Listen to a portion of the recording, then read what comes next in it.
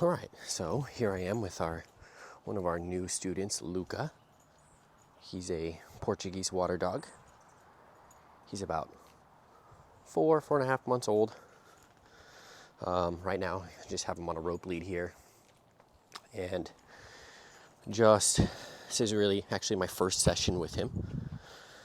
And just wanted to kind of see how he was on the leash here, or on the rope lead at least, and kind of show you how he is, and see, really he was pulling a lot before.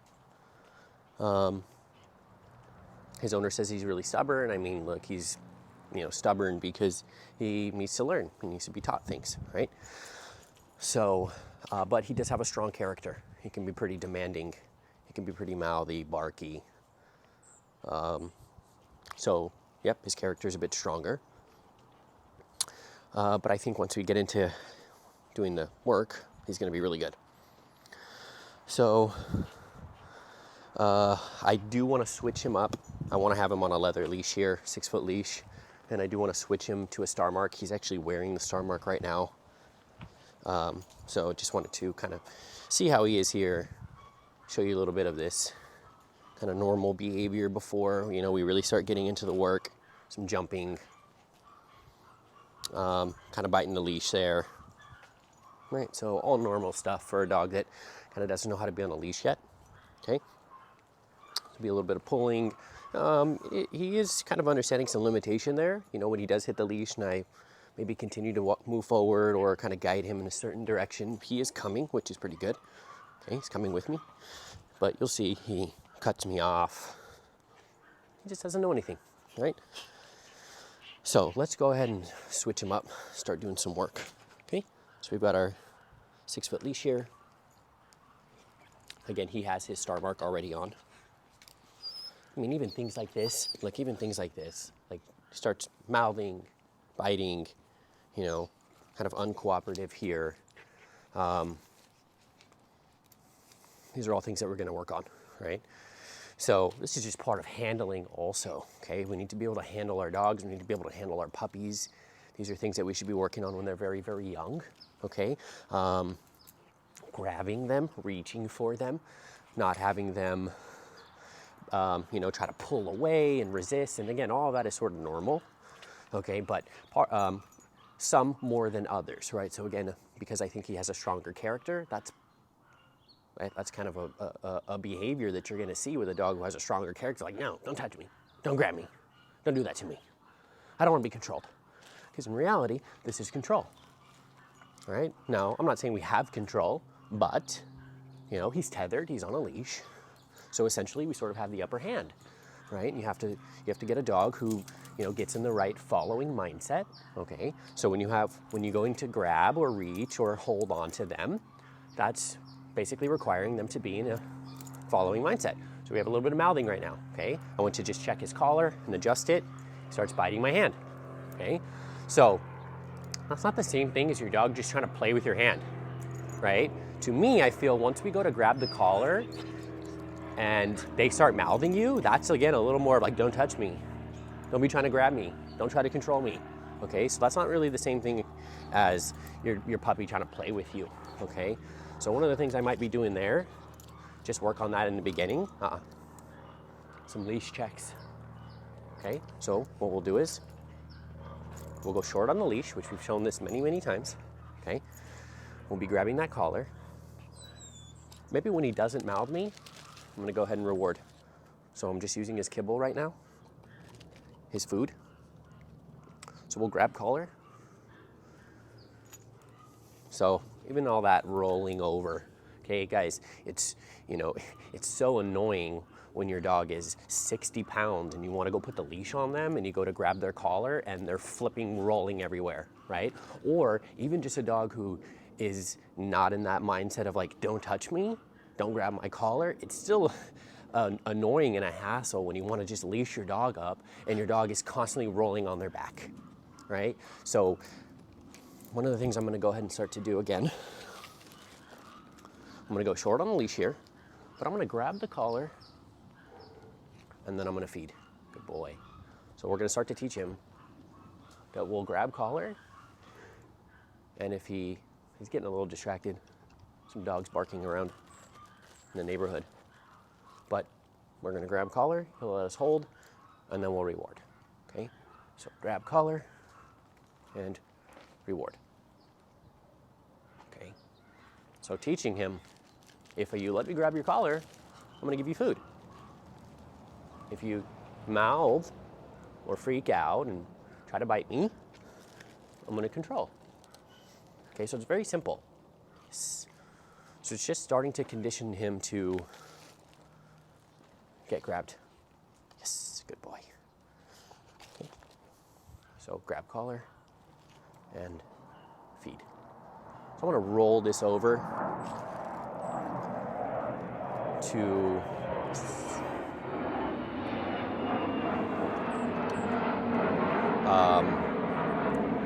working on calling his name. I'm going to show you. So again, getting distracted, right? And this is part of working with the dog outside. I mean, even though we are in the yard, you know, getting distracted. Okay, cool. So we got to work on a lot of things. Okay, we got to work on his focus, his response, his ability to pay attention. Okay, you can see here he's really darting out, right? So let me try to get a couple more reps in here on grabbing his collar and then feeding him. So grab collar and feed. Grab collar, feed. Good. Grab collar. Oh. Okay. Grab collar and feed.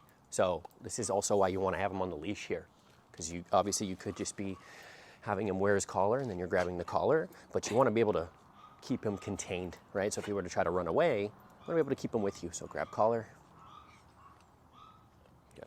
Yeah. We have a lot of things to work on. Impulse control, patience, self-control. I mean, even here when I'm presenting the food, right? By basically just holding it in my hand. You know, he's trying to snatch it out of my hand. See? Right? So get a little bit of frustration, right?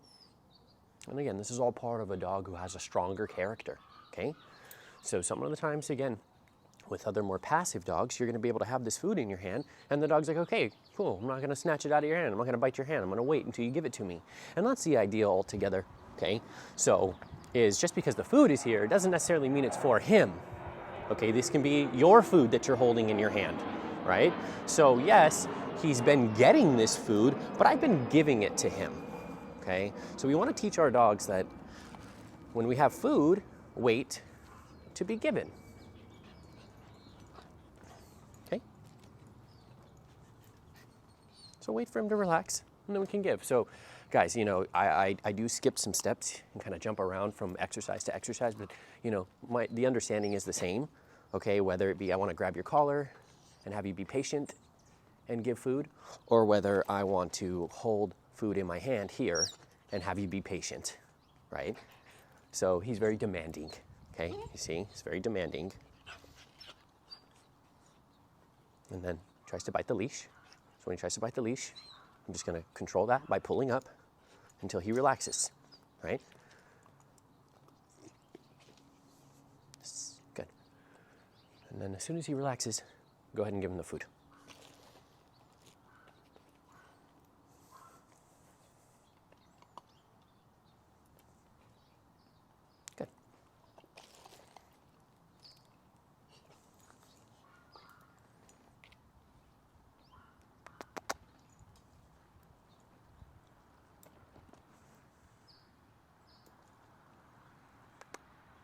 So, you know, our goal is always, again, patience, self-control, the ability to keep him calm, okay? So it really starts around food, right? It starts around here. If you want, later, if we want to be able to, if we want to be able to guide him through greater situations where there's more things going on, people coming over, people coming to the door, walking him, seeing other dogs, really trying to socialize him, it's all going to really stem from this. I mean, you know, your dog's ability to relax around food is huge, okay? That's like a #1 resource for them.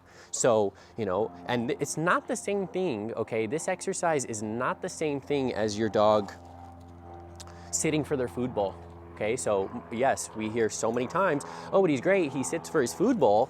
It's like, yeah, but he's only sitting just so he can get the food, and he's most likely not being patient, okay? He's sitting and then knows if I sit, I get food, right? So this is really just, it's not about sitting here, it's about not lunging forward, right? Good boy. So again, we always want to go layers deep in our understanding here on what we're trying to develop. It's not sit and get your food bowl, it's exhibit patience, self-control, be in a calm state of mind, relax, limitations, okay? Limitations, meaning if we've told him to stop trying to, snag the food, we want him to stop trying to snag the food, okay? So.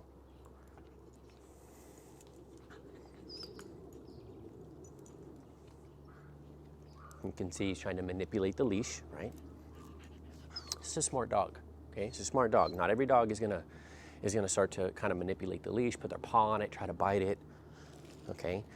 So, a smart dog. Good boy. Here you go. So this is why I think it's also very, very important that at the beginning when you get your puppy, you want to hand feed some meals. These are all things that can be worked on here. Okay, so not necessarily just having them sit for their food bowl, but actually developing skills. Okay, these are all skills in the dog. So obedience is one thing, but these skills are another, and we're gonna roll this over into the obedience. The obedience is gonna be very, very easy to teach him. It's gonna be very easy. It's these other impulses that need to be worked on. Good boy. So I wanted to come in and do a little bit of leash work and kind of walking around, doing some name game and stuff like that. But obviously even me just presenting the food, started getting him to be very demanding, mouthing, trying to bite. So I backtracked, work on just this, okay?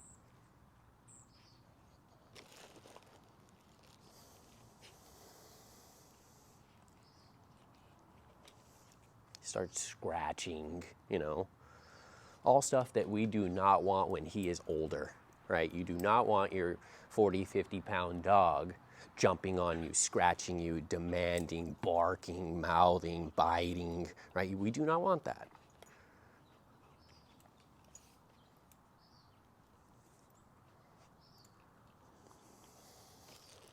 And notice that I'm not really saying anything either, right? I'm not saying anything. I'm not saying no. I'm not saying I'm not getting really frustrated with any of this right here, for him trying to manipulate things, right? We have to shut down all of those attempts for our dogs to manipulate things and really just be black and white and very clear with what we're expecting, right? So when he's patient and relaxed, he gets the food, okay? If he's not, then we'll use our leash to send signals, and that way it's very, very black and white.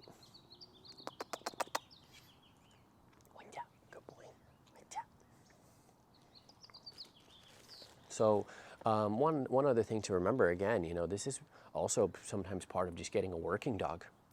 If you guys choose a working breed, a very smart dog that was bred to do something, you're gonna have to do this. Okay, you're gonna have to do this.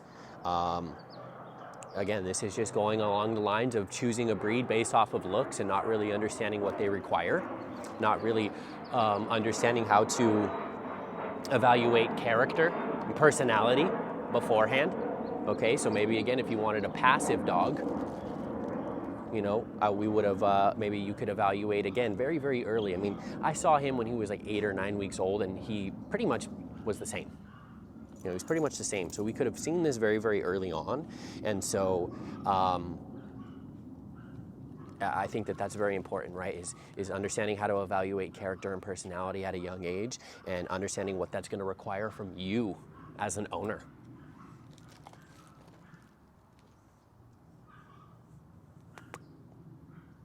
And making sure, to evaluate and sort of understand, hey, is a working dog the dog that I want to raise? Do I want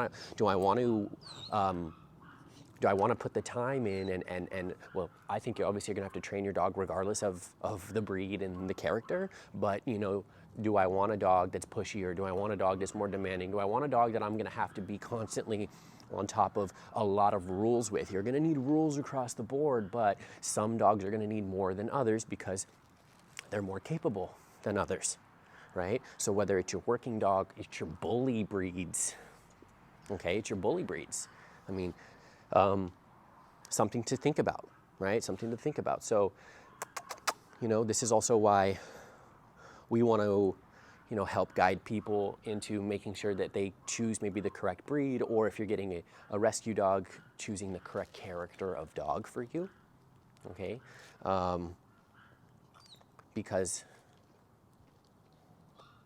you know, we want to make sure that we're going to be successful with our dogs in the long term here. And a lot of times we're just having problems because, look, we got you know, a more capable, more difficult dog, and they're going to require more from you, okay? Good boy, good boy.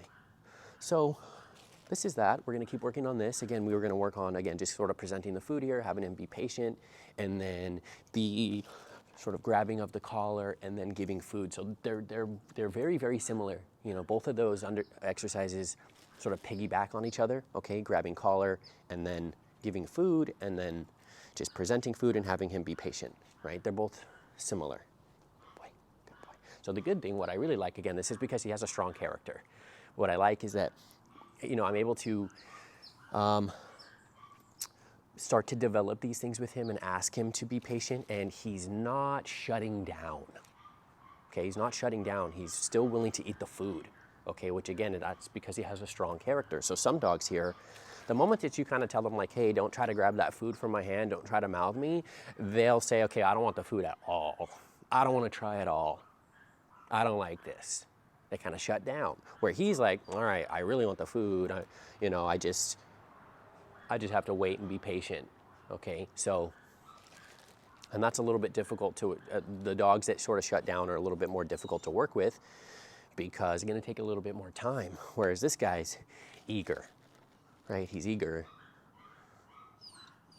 Good, so you can sort of start to see already, it's like, yes, he's whining, but look, as I present the food, he's almost even backing up, like, okay, I need to give some space with that food, right? See, look at this.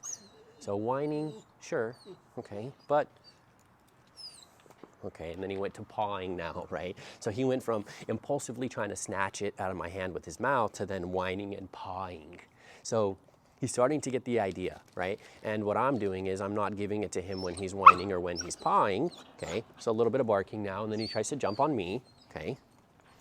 So we'll shut down all of those attempts there. And then when he's relaxed and patient, so it doesn't have anything to do with sitting. I don't care if he sits or not right now.